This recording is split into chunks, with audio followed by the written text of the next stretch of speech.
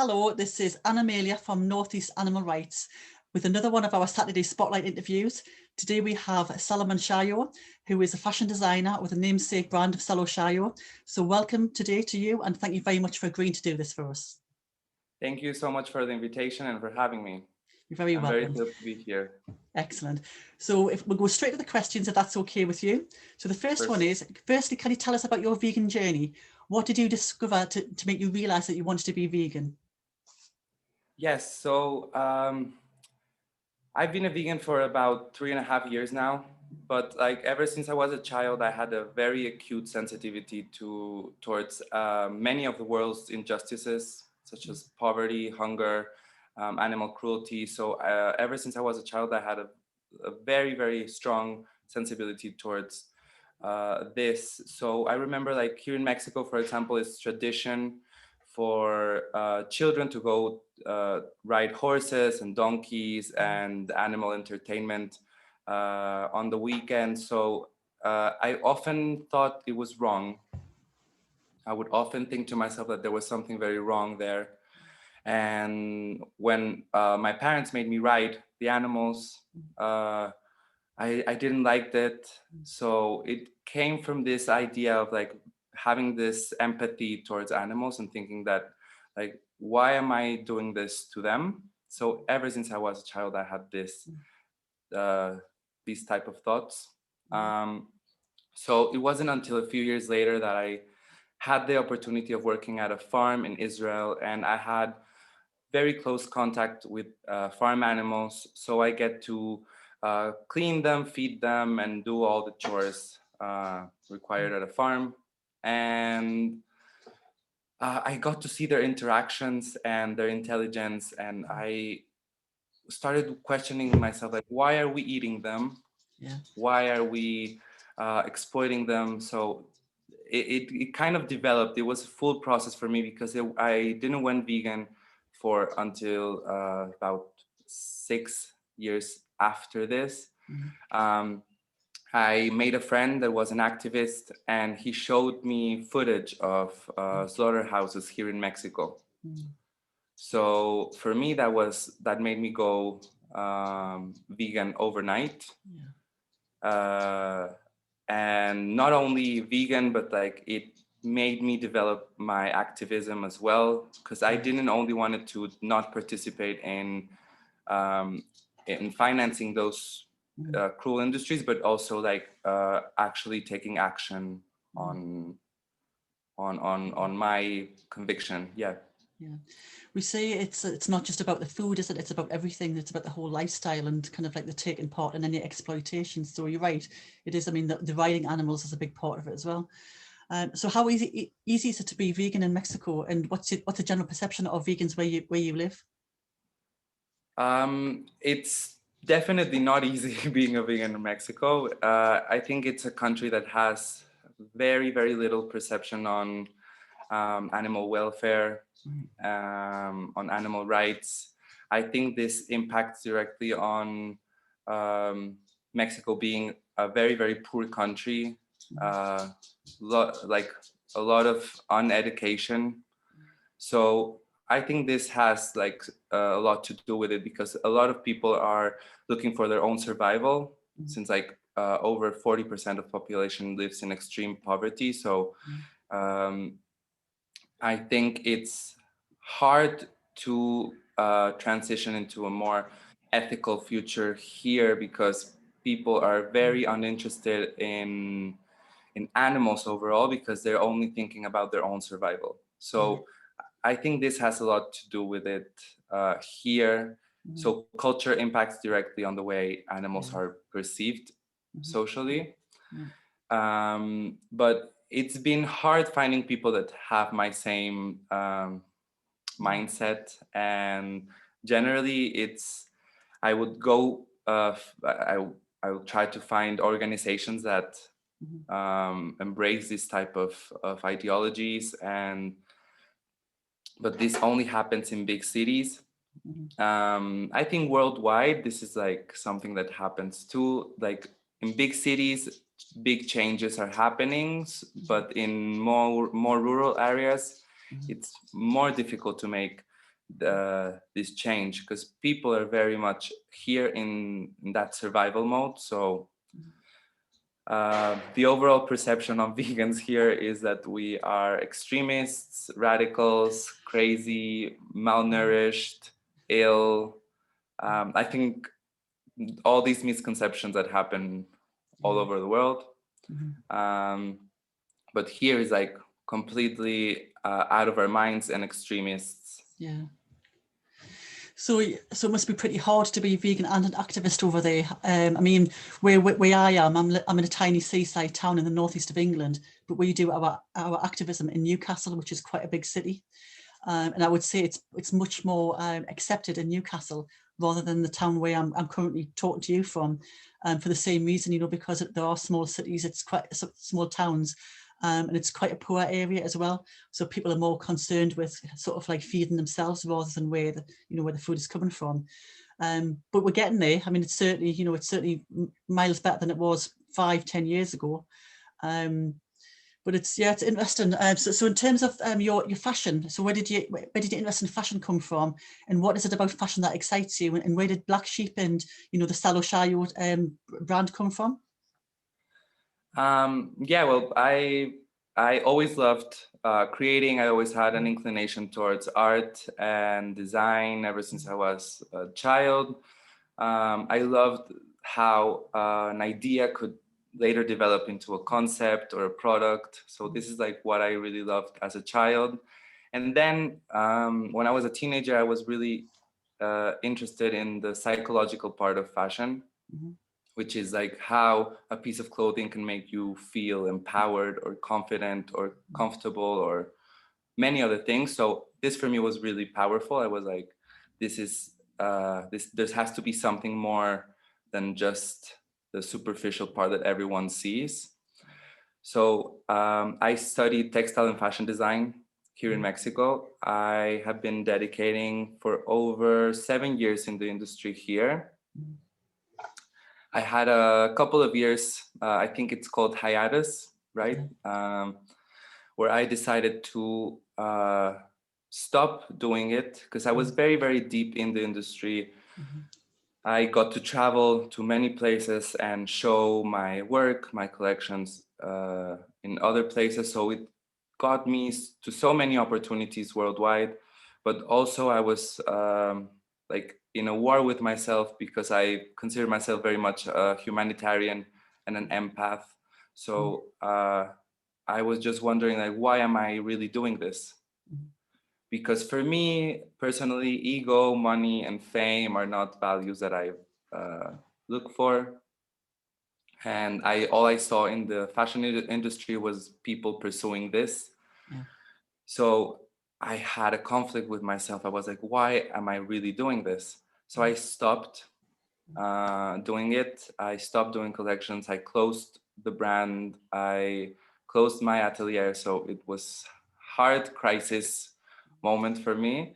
And I got the opportunity to travel and work very simple jobs and in other countries, and just real like repurpose myself and think about why am I doing it. So it took me a while to figure it out, but I finally managed to merge both my passions and make it more ethical, sustainable, and also like creating a positive impact, which was like the most important part. Because I don't know, I think we're living in a world where people will just think about their own success. I think this world needs more people that are not thinking about their own success, but more like a general idea of success, which for me is sustainability, animal rights, animal welfare. Yeah. So how do you, I mean, you talked about, obviously you set up your brand before you were vegan, and now you are vegan. So how do you sort of manage to make sure that they produce as ethically as possible? Yeah. So sadly, before I made my connection, I used animal fabrics. I used a lot of wool. I I had no regard on where the origin was Mm, from. So like a part of this crisis I had was to restructure a bit the process and the way mm, the clothes were being made. mhm, So it took me about a year to figure this out, mhm, find a supplier of organic fabrics, mhm, ethical, fair trade factories as well. mhm. And I wanted to make the whole process Yeah, as sustainable as possible. yeah, And not only this, but also trying to inform and educate mhm, my audience mhm, with the product about animal rights, about um, endangered species, yeah, about the importance of abolishing animal agriculture as a whole, yeah, and the impact that this will have in our society. So it's not just about the clothes being sustainable, but also yeah, about uh, like narrating a message to the mhm, audience mhm, and trying to inform them by doing something that looks cool and yeah, feels trendy and now. yeah, So this mhm, was very important yeah. for me. So how would you describe your brand then? I mean, what sort of, if you were telling someone sort of what your, what your creations look like, how would you describe them? Well, nowadays I think it has shifted a bit from what I did before, Mhm, but nowadays I think it's comfortable, mhm, unique, mhm. colorful, Yeah, mm, uh, and very much like that part of mhm, having a positive impact. yeah, So yes, it's more about now, it's less about the look and yeah. much more about the quality of the garment. Mhm. Yeah. So presumably, obviously, if you're sort of looking for organic, sustainable, ethical resources, that makes the price a little bit more higher. But does that mean obviously that the garments you're producing, you're hoping that they will last longer as well?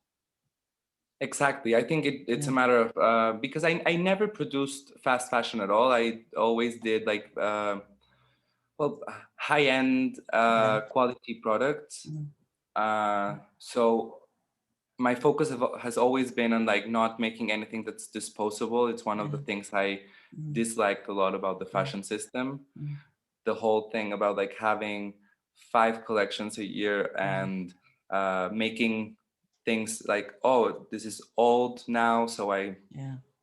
I throw it away. So I Mm, don't want this now. So mm, now it's seasonless. yeah.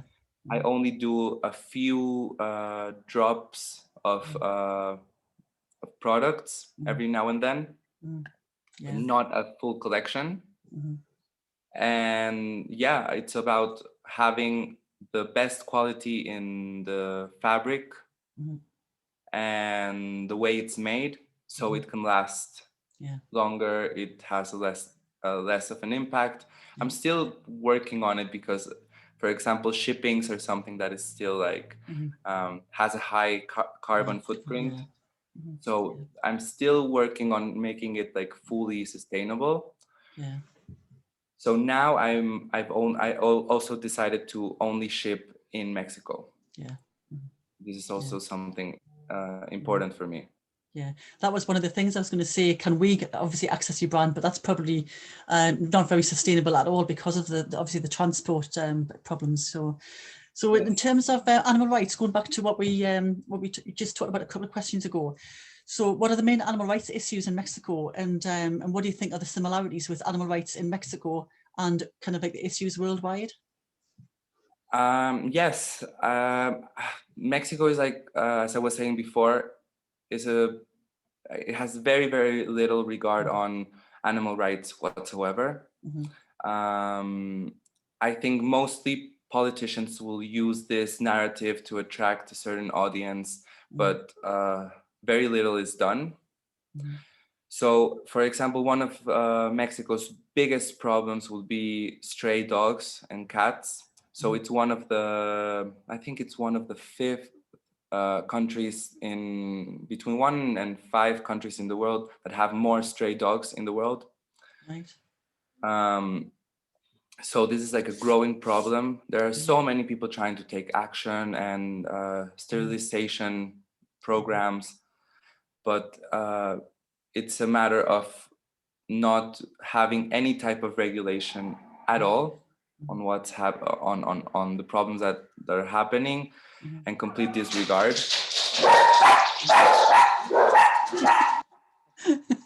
So they're your animals. So sorry, I have 5 dogs. They want to be Sorry. part of it. We Yes. have. I work. I volunteer for an animal rescue where there are the cats, rabbits, guinea pigs, mice, rats, lots and lots of birds. And we have, we have rescue animals in our house. We have a cat. We have very old cat, guinea pigs, rabbits. But we also take in birds and things which have been injured, to release them. So there's always something going on, but like yours, obviously. So in terms of, obviously in the UK we have specific like animal rights issues, like we have fox hunting, we have the badger culls, very controversial. Although fox hunting was banned a number of years ago, we know that it still goes on, sort of underground, and people try to hide it, but it does go on. So you're sort of saying the specific animal rights issues in Mexico are the dogs and cats, the number of strays and everything, yeah? Yes, yes, I think this happens mostly. Like you will often hear cases about dogs being slaughtered, abused Mm, in horrible ways, and this happens mostly in very rural, poor yeah, areas, but they yeah, have like a complete discontrol yeah, on this problem. yeah, So this happens yeah, uh, this happens a lot, as well as having for example bullfighting. mm, Only 8 countries in the world have bullfighting still being legal. Mexico is sadly one of them. yeah, um, and the thing is that politics here are um, very corrupt and mm, very only interested in economical reasons and personal reasons. So there are many rich families and politicians that are involved in bullfighting here in Mexico, mm, even though the majority of people have voted against it. yeah, mm, yeah, Because yeah. Well, we have something similar. I mean, you kind of saying that obviously Mexican politicians are, there's a lot high level of corruption, but I would say that's the same in the UK as well. I think we maybe kind of dress it up a little bit better, in terms of people think they're less corrupt, but actually the corruption is exactly the same. We have a lot of very rich families who are in power, and they are the ones who have the landowners. That's why the fox hunting bill took so long for us to actually get through, because there's a lot of very rich people who have land where fox hunting is allowed. So it's very similar actually. It's just maybe we sort of just dress it up in a different way, to make it a bit more kind of palatable, but it's still there. The corruption is still there. And in the pandemic recently, when we had lockdown, the dairy industry was going down the tubes, and the government was putting lots of money into bailing the dairy industry out. And you're thinking, well, why would you bail an industry out which is dying? Why wouldn't you put the money into something a bit more sustainable, plant-based living, rather than? So it's Mexico, UK, in that regard, it's still the same, isn't it? It's still sort of like people benefiting from abusing and exploiting animals. yeah, Yeah, yeah, yeah, I think it is something that happens worldwide. I yeah, don't think there's a country that can be exempt of it. As you were saying, that perhaps like it's disguised mm, better.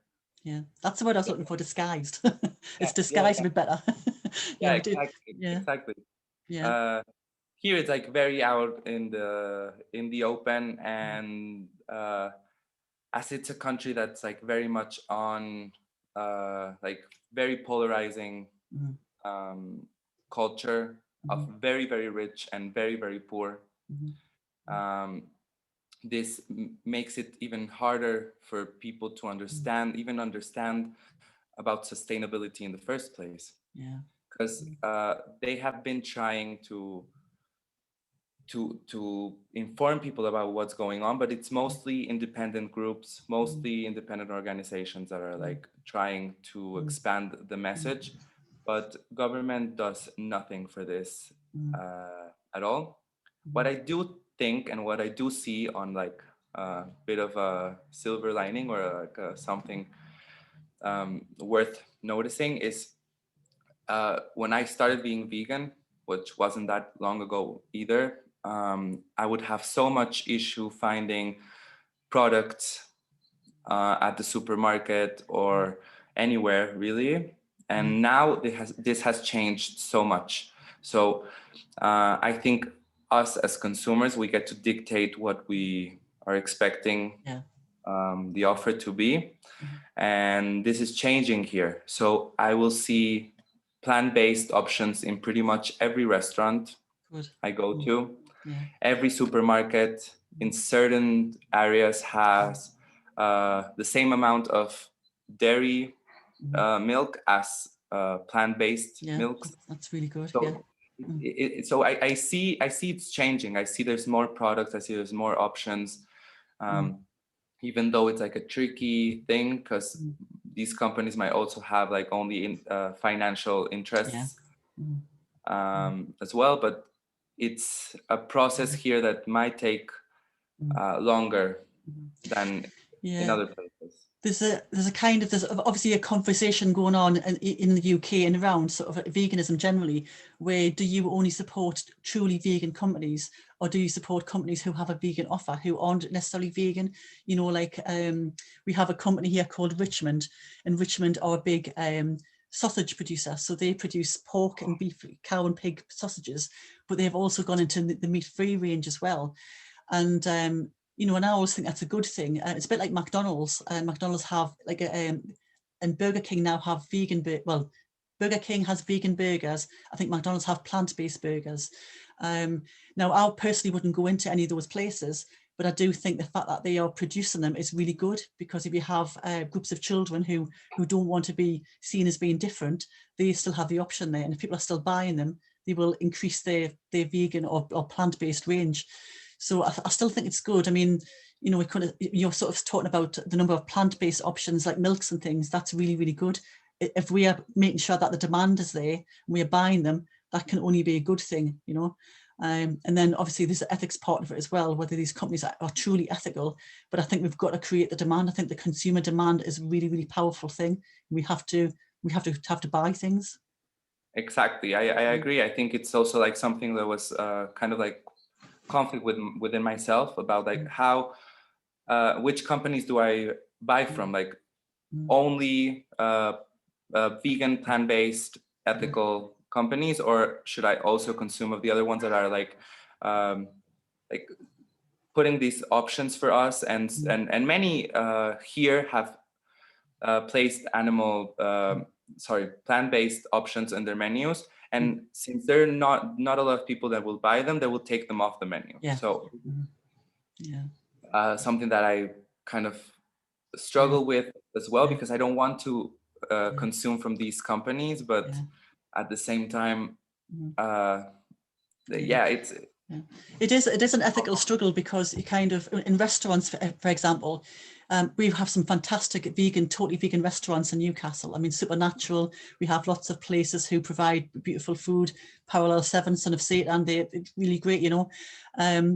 Little Green, I mean, we're spoiled for choice in terms of you know, truly vegan restaurants, and they're brilliant because you know you can go there and everything is vegan. But then you have you know, you're sitting there with people who are already converted to veganism. And I always say that if you go to somewhere, you know, if you go to like a chain restaurant and they have a good vegan range, you kind of should feel obliged to go and support them, because people say how good the food is and they're kind of interested. It starts a discussion as well. Rather than otherwise it's just sitting in a vegan echo chamber. You're talking to people who are already converted and who are already vegans, and what your aim should be is to show people how easy it is and how accessible it is. Totally. I mean, I think here happens something similar as well, because like there are more and more vegan restaurants in the city, in big cities, vegan supermarkets opening like in many cities as well.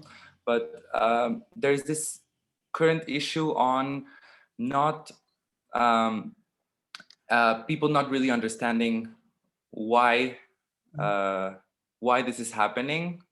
So people have the assumption that it's always more expensive, that is unnecessary. So I think information has to be hand in hand with this, not only offering the option, but also explaining why Yeah. the option is there and why is this happening. Mm.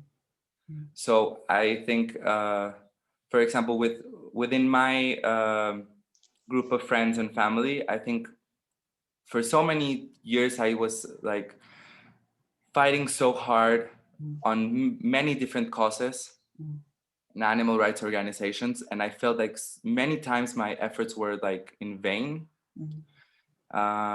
And then I kind of regrouped and saw that my biggest impact was within my circle. Yeah. So none of my well, I have a couple of vegan friends, but besides them, none of them family friends. None of them are vegan. But I took a stand with them, and I told them that I wouldn't share a table with them unless what they were eating was vegan, for example. Yeah. Or I will often go to a restaurant and interview the manager of the restaurant, or like kind of intimidate them about them not having enough plant-based options. Yeah. So this also kind of plants a seed in people's minds Yeah. of how important it is to do this, and not only for our ego, but like this is something much bigger than us. Yeah, it is. Yeah. Um, Yeah. I think that people, I think at the moment, you know, we always say that veganism shouldn't be expensive, and it's only expensive because this, you know, the more vegans we have, the cheaper. Obviously, the prices come down just for the scale of it, the economies of scale. So, so the more people who, you know, actively ask for vegan or plant-based options food-wise, you know, and cruelty-free options, you know, in the shops for, you know, for toiletries and cosmetics and things, the more likely they are to produce you know, like more affordable options. One of our big brands, our big supermarket chains, Cooperative, they have now pledged to, for every meat-based product, if there is a plant-based product equivalent, they are reducing the price to make it the same as the meat. So the plant-based product should never be more expensive, which is a massive, massive thing, because they have thousands of stores around the country. And it's kind of, they are kind of like doing this, and you know that the other ones are kind of watching what's going to happen, and hopefully they will follow suit as well. So it is happening, you know, kind of people, and it's about the one person like you or I making the difference, because you go into a restaurant and say to the owner, we need more plant-based options, and it won't be just you, there'll be other people doing that as well. So it's really important that we hear, you know, that we make our one voice heard. Totally agree. I think it's that interaction that makes it important, that actually makes other people see that there is something behind this, not only like oh, this people is like special. Like here in Mexico, the people will just think like, oh, this person is special, so they don't eat this because it's not good for their bodies, or like they won't have that knowledge of the origin of where food comes from, right? So here I will often like go to a restaurant, they have no plant-based foods, and they will offer a salad for me, and I will say absolutely not. I won't come back here. I won't tell my friends and family to come back here as well. So I have this kind of some would say radical approach on this, but I completely refuse to support businesses that that won't make the effort, that won't evolve. Yeah, well, that's it. It's not about being aggressive or anything. It's about being assertive and knowing that these organizations are quite sort of outdated. I mean, we have a number of, where I live, there's a really high number of Indian restaurants, and all of them, apart from one, will do vegan. You know, they have vegan menus, or they'll have vegan dishes. And the one we don't go to is the one who makes no effort. So he's losing business.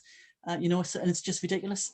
And most of the Italians around here, and the Italian restaurants, and you know, the Chinese restaurants, they all do vegan options, and they know, because they know that they benefit because we advertise. You know, we tell people, and it's word of mouth, which kind of gets them more customers. So it's in their interest to do that. Yeah. I think we as consumers, we have all the power. Like Yeah. most of the people will come to me and say like, no, this has to come from the government. This has to come from companies, Mhm. like this change. And it's like, no, like we get Yeah. to dictate what we want to consume. Yeah. Mhm. So that's the reason why we go to the supermarket nowadays and you Mhm. find like vegan cheeses Yeah. and milks and so many things that here didn't existed 4 years ago. Yeah. Mhm. Yeah. So we as consumers, we get to decide what we are asking for the Mhm. from these companies. Yeah, that's very true. We have, we often get asked, what difference can I make as one person? And we say that if you're vegan, for a start, you're saving, about 300 animal lives in 1 year, and you're important to each one of those animals. But then if like another person, goes into a restaurant and says they need more plant-based options, or they go to a drugstore and say they need cruelty-free cosmetics or toiletries, everybody has their voice, and they all together make a massive difference.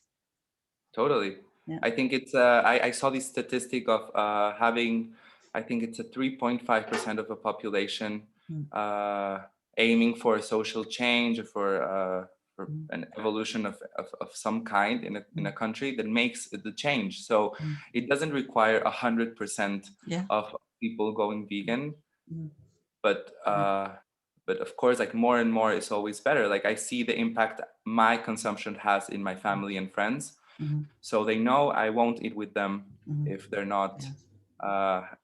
having vegan food. Mm-hmm. Yeah. um, and this also pushes them into like they try to make me proud in some way, and they will often share like vegan dishes that they Mm-hmm. made on by themselves, Mm-hmm. or hey, I ditched dairy Yeah. and I'm only Mm-hmm. having oat milk now. So Yeah. Mm-hmm. this is like very important. Mm-hmm. So I think one person has so much impact Mm-hmm. in Mm-hmm. everyone around them. Yeah. So that's Yeah. important. And it's good, like you say about being a good role model, kind of, if you're sort of, people are say activists as being extreme, but we're not actually, we're the opposite of extreme. We're just making a stand for something which we don't believe in. And it's actually other people's defensiveness. They're being defensive about the cruelty in their lifestyle. And that's why they kind of like push it back onto us. But I think you are a really, really good role model. Particularly the fact that you've got an ethical business as well. It's a really, really good way of kind of putting your money where your mouth is, So, Complete. so what's next for you then? This is the last question now. So what's next for you? um, well, now I want to keep doing the drop system in my brand. I want to keep creating beautiful products ethically and possibly expand this, because also one of the purposes of my brand now is impacting in sanctuaries in Mexico. So part of the profits go to animal sanctuaries that rescue all different types of animals from the industry. So part of it is focusing on my brand, and also I want to focus on creating education programs for the youth here in Mexico, schools and universities, and approach veganism um, in a way that they can understand the impact it has also on climate change. Of course, animals are the main reason why Yeah, I do it, yeah, but most people have a hard time creating that connection. Um, so I want to create programs that teach children of how to live more sustainably in the way they eat, the way they do their choices, and just this that we're talking about, like the impact that one person can make. Um, it's big. So this is like what I want to do next. It sounds as if it's a full-time job doing all of that. It sounds an awful lot of things you're doing, but the education part sounds absolutely brilliant. I think it's so important that we do educate the young people, because they are the vegans of the future, aren't they? Yes, Yeah, definitely. yeah, And this is like something that I think has such a big impact as well. I don't know, I see people as Earthing Ed or many others that kind of led the way of doing this. And I see like how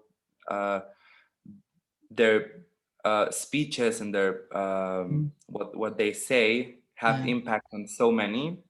Yeah. So I want to achieve this as well. It's like a Yeah. kind of like a long-term goal for me, but Yeah.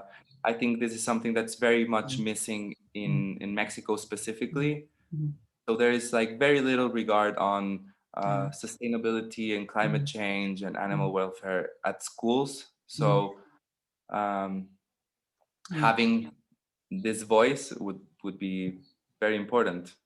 So you would be the Mexican Earthling Ed, so Earthling Salo.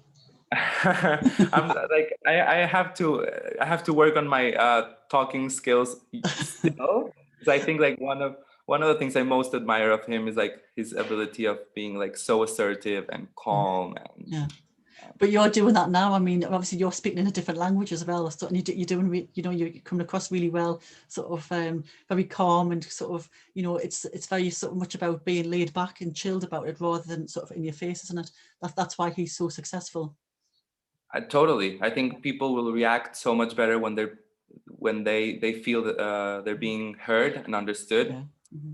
from their Yeah. point of view, Yeah. and not only trying to impose but also Yeah. like trying to hear other points of view. And of course we as vegans, we have all the statistics on our side, Yeah. we have Mm-hmm. so many things on our side that Yeah. will make us like debate Mm-hmm. in a way that we can prove Mm-hmm. that what we're saying is Yeah. facts. Yeah. So Mm-hmm. it's all about like the way we approach. I Yeah. think that's Yeah. very, very important. Yeah, it is. So that's all of the questions for now. So thank you very much. It's been absolutely fascinating to talk to you. And it looks like it's Thank a you. lovely day down there in Mexico. It's actually raining. Oh, is it? It's lovely and bright. Looks lovely and bright there. No, this is raining season here, but Ah, right, okay, right. yes. We're coming out of spring and summer, but it's still a little bit. We've had last week we had snow. This week we've had loads of rain. Today it's sunny, so Oh, hopefully it's staying. well, thank you very much anyway for giving up your time today. So I'm going to sign off now. So wishing you continued success with your brand and your fashion and everything you do for animals down in Mexico. It's absolutely brilliant what you're doing. So this is Anna Melia from Northeast Animal Rights saying thank you to Salomon Shayo down in Mexico, and good luck with everything you do. Thank Bye. you so much.